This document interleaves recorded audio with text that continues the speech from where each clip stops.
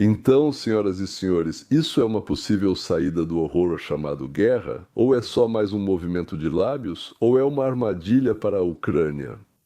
O que o encontro entre Trump e Zelensky está preparando para nós? Pense na cena, noite em Kiev, sirenes e rastros da defesa aérea no céu. Agora, a Rússia lança repetidas ondas de mísseis e drones contra o setor de energia, cidades e pessoas que já vivem em porões e corredores.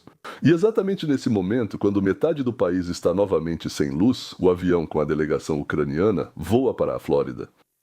Para lá, onde há sol, palmeiras e uma pessoa que, ao contrário de todos os outros participantes desse drama, não deve nada a ninguém nesse conflito. Ele nem teve relação com o vazio memorando de Budapeste. Bill Clinton subornou Kuchma, Trump, na época, nem pensava em política. Mas, por vontade do destino, o conflito é resolvido pela Organização das Nações Unidas, e as palavras e ações dela podem acabar com esse banho de sangue. Trump não começou essa guerra, não votou pelo orçamento ucraniano na Rada, não assinou decisões do Kremlin, não ficou sentado em Bruxelas nas cúpulas onde por anos apenas levantavam as mãos e fingiam querer o fim dessa guerra mortal. Para Trump, essa guerra não é dele. E para ser sincero, suspeito seriamente que para ele tanto faz onde exatamente no mapa vai passar a linha de separação, se for 15 quilômetros para lá ou 27 quilômetros para cá, essa é a posição básica dele. Bem, ela é simples até a indecência. Já chega de matar pessoas, vamos chegar a um acordo e cuidar da vida em vez da morte. E isso realmente tira a gente do habitual, da hipocrisia diplomática que todos já aceitaram como normal. Trump não gosta de guerras longas e já afirmou várias vezes que elas devem terminar rápido. E todas as outras também. Muitos viam cinismo nisso, mas se ignorarmos o barulho, existe uma lógica humana simples. Enquanto os políticos desenham mapas estratégicos, de ambos os lados estão levando embora os mesmos sacos pretos. Para ele, a Ucrânia não é um romance sobre democracia, nem uma batalha por valores europeus, que ambas as repúblicas corruptas e de banana conhecem igualmente pouco. É um lugar onde todos os dias alguém morre em vão. Ou seja, pode-se dizer que uns foram lutar contra o fascismo e outros defendem a pátria do inimigo, mas eles morrem em vão. Isso já poderia e deveria ter sido parado há muito tempo. Agora vamos para outro gabinete, não em Mar-a-Lago, mas nos corredores de Moscou, onde está sentado o homem da guerra, como Zelensky chamou Putin, exatamente assim, o homem da guerra. E essa definição, na verdade, descreveu com precisão o problema dele. Ele não pode só aparecer nas câmeras e dizer, marcha querida, meus perderam ou que não conseguimos nada especial. Para ele, qualquer cessar-fogo não é o fim, mas o começo do próprio pesadelo. Por quê? Porque depois do fim da guerra começará uma guerra totalmente diferente contra ele mesmo. Uma guerra. Com a pergunta, onde está o dinheiro que ficou nos bolsos dos contratantes militares? Quem deu as ordens que custaram dezenas de milhares de vidas? Por quê? Por quê? Com tantas mortes e com a economia tão destruída? O resultado no mapa não parece uma grande vitória, mas se assemelha mais a um beco sem saída muito caro. Qualquer análise honesta dessa história e o caminho direto para que o povo pare de aplaudir e comece a se perguntar quem exatamente enriqueceu com a operação especial. Isso já não é mais um comício no estilo Vencemos Todos, mas sim uma análise dos acontecimentos com a perspectiva de um tribunal muito específico. E Putin entende isso perfeitamente, por isso para ele um mundo sem a palavra vitória não é um mundo, mas uma sentença. Agora vamos incluir a terceira linha, a europeia. A Europa oficialmente apoia a paz, a liberdade e os valores mais elevados do mundo. E aqui tem um pequeno detalhe. Enquanto a Rússia está envolvida na Ucrânia, ela ameaça muito menos diretamente as capitais europeias. Resumidamente, enquanto Moscou bombardeia Kharkiv e Odessa, pensa menos em Paris e Berlim. Em qualquer outro lugar. Parece cínico, mas estrategicamente, para muitos nos gabinetes europeus, essa guerra à distância não parece bem a pior configuração, eu suspeito. Além disso, não vamos fingir que armas e ajuda são altruísmo. Tanques, sistemas de defesa aérea e caminhões de munições são contratos, comissões, bônus e influência política de alguém.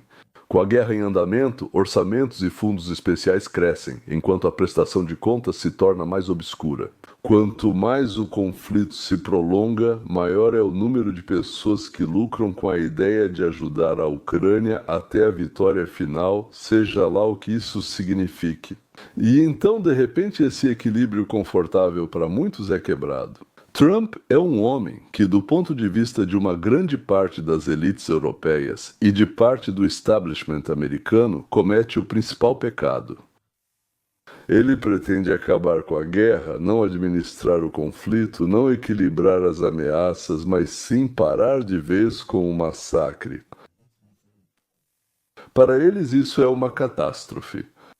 Imagine só, a Rússia terá que devolver 700 mil militares que aprenderam a matar, e terá que recebê-los sem ter para onde ir, porque não haverá mais necessidade de produzir nada militar. Com o fim da guerra, tudo foi modificado, e agora é preciso restaurar e reformatar a economia. E eles ficam vagando pelas ruas, não têm o que fazer. 700 mil que aprenderam a lidar com armas. Os fluxos orçamentários de ajuda à Ucrânia estão diminuindo, alguém vai ter que cortar esquemas e procurar novos pontos quentes, e ele tem que pagar a hipoteca de 4 casas na Itália. Entende? O que ele vai fazer? O que é ainda pior, Trump quer mudar o próprio princípio segundo o qual o mundo foi organizado após o fim da Guerra Fria. Digamos, sim, menos estruturas burocráticas supranacionais, menos legendas, mais livre mercado, mais acordos diretos, menos vida boa para aqueles que participam de comitês, comissões e fundos intermináveis. Ele foi visto? A visão dele é de um mundo onde ganha dinheiro quem realmente cria e vende algo, e não quem fica lá em Bruxelas no escritório distribuindo parcelas. É lógico que, em um mundo assim, um grande número de pessoas perde não só a influência, mas também o sentido da existência.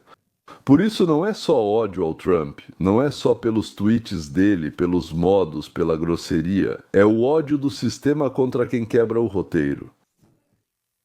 Um roteiro no qual a guerra na Ucrânia está perfeitamente encaixada em uma estrutura muito conveniente. A Rússia é inimiga assustadora, a Ucrânia é vítima constante e razão contínua para ajuda. E a Europa, assim como parte do establishment americano, é composta por defensores heróicos que, além disso, ganham muito bem ao mesmo tempo. Isso não importa, o principal é sermos defensores heróicos. Trump, ele não pretende, ao se aposentar, escrever memórias em vários volumes sobre como ele habilmente equilibrava entre Moscou e Kiev.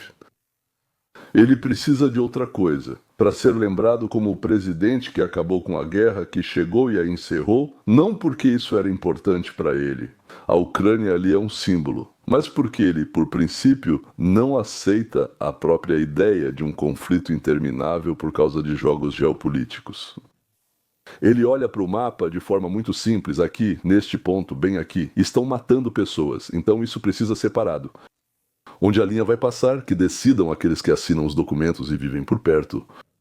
O principal é interromper as notificações de falecimento. Eu entendo muito bem essa posição, pode-se discutir se isso é realista ou não, se vai agradar a Ucrânia ou a Rússia, se vai agradar a nós nos Estados Unidos da América, mas o importante é que isso não faz parte do habitual do coro burocrático europeu, que discute nuances de procedimentos sob o estrondo dos mísseis. E também das bolsas, naturalmente. E é por isso que hoje em Mar-a-Lago se encontram 3 lógicas. A primeira é a lógica de Trump. Vamos começar por ela. Não negociem ou parem de contar com o fato de que vamos pagar eternamente pela sua guerra. As pessoas são mais importantes do que as fronteiras. As fronteiras podem ser redesenhadas, os mortos não podem. Esses seus truques aí com corrupção, bem, isso não é problema nosso. A segunda lógica de Putin, eu preciso chamar isso de vitória, senão os meus próprios vão me derrubar. E se começarem a investigar quanto foi roubado aqui e quantos generais glorificados, na verdade, valem menos que nada, ou como dizem, estão abaixo do rodapé, então é melhor que ele, Putin, não viva para ver esse julgamento. A terceira é a lógica da elite europeia. É conveniente para nós enquanto russos e ucranianos estão ocupados uns com os outros, é vantajoso para nós enquanto continua o fluxo de contratos de armas e ajuda. Ficamos com medo se tivermos que viver em um mundo onde Trump destrói a arquitetura habitual, na qual enriquecemos silenciosa e estavelmente e podemos todos nos reunir calmamente para fumar algo interessante ou cheirar algo interessante. Nesse cenário, os ucranianos, as pessoas comuns, parecem ser os adultos na sala. Eles não precisam de herança histórica, de reformulação da arquitetura, de segurança europeia, de um novo papel e coisas do tipo. Eles querem que as crianças durmam em paz, que as casas não caiam e que parem de enterrar centenas diariamente. E aqui surge uma pergunta muito desagradável. Se amanhã aparecer um documento com as assinaturas, digamos, de Trump, Zelensky, alguém do Putin, será que isso será a paz que precisam aqueles que morreram? Ou será um compromisso entre três ideologias, cada uma resolvendo seus próprios interesses? Trump entrou para a história como pacificador. O segundo, Putin, manteve o poder e o dinheiro. O terceiro, Zelensky. Bem, os líderes europeus mantiveram o sistema no qual eles roubam tranquilamente e aproveitam a vida e não respondem por nada. O mais assustador e o mais honesto nessa história é que Trump, apesar de todo o seu estilo escandaloso e dureza, pode ser o único a quem realmente importa que pessoas estejam sendo mortas todos os dias. Os demais, me desculpe por essa afirmação, não se importam nem um pouco. A escolha é nossa, espectadores, eleitores e cidadãos de vários países. O que é mais importante, um papel correto e ideologicamente ajustado ou um mapa de delimitação? Ou que nesse mapa parem de colocar novas cruzes nos cemitérios? Porque um dia a guerra realmente vai acabar. A questão é apenas de quem será a letra que escreverá esse final, das pessoas que vivem na linha de frente ou daqueles que estão muito bem acomodados no poder, no governo. Bem, e agora? O que estamos esperando? Então já houve uma coletiva de imprensa antes, o que mais pode acontecer agora? A Ucrânia recebe garantias sérias de proteção dos Estados Unidos da América por 10 anos diferentes do Memorando de Budapeste, com ações concretas em caso de nova invasão russa, possivelmente incluindo uma base dos Estados Unidos da América na Polônia, na fronteira com a Ucrânia. A Rússia, em primeiro lugar, recebe aquilo que conquistou, de jure recebe, e aquilo que quer receber, mas não conquistou. Vira uma zona industrial aberta e livre de impostos, permitindo o desenvolvimento econômico sob o protetorado dos Estados Unidos da América, os 280 bilhões de dólares russos, que foram confiscados pela Europa, são investidos nessa mesma zona industrial, e a Rússia recebe lucro desses investimentos. A Ucrânia mantém um exército de 600 mil pessoas como era em 1928. Eu sei que depois isso foi reduzido em 20 e colocaram 800 mil, mas eu acho que na Ucrânia 600 mil é um número bem real. E outras coisas. Isso será só um motivo para negociar. 800, ok? 600 e talvez deem isso aqui, ou seja, 600 mil pessoas.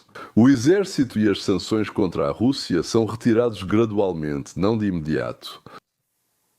E a Europa ou começa a investir na modernização do exército, ou os Estados Unidos da América saem da OTAN. Quando termina a obrigação com a Ucrânia? 10 anos? Lembre-se, eu disse sim. Praticamente retiram as bases militares e a presença de soldados na Europa. E na Rússia começa um drama chamado transferência de poder, que pode terminar de qualquer jeito. Aliás, a retomada de Donbás e Crimeia pela Ucrânia é só o começo, pois ainda há outras regiões na fronteira desses países. Porque vão temer uma guerra civil como nos tempos turbulentos e vão querer ficar sob a proteção de alguém como os próprios americanos. Os Estados Unidos da América, ao resolver esse problema, resolvem também a questão de Israel e dos árabes e expandem sua influência no hemisfério ocidental. Eu não espero resultados especiais do fato de que hoje os subtítulos foram feitos por Dima Torzok.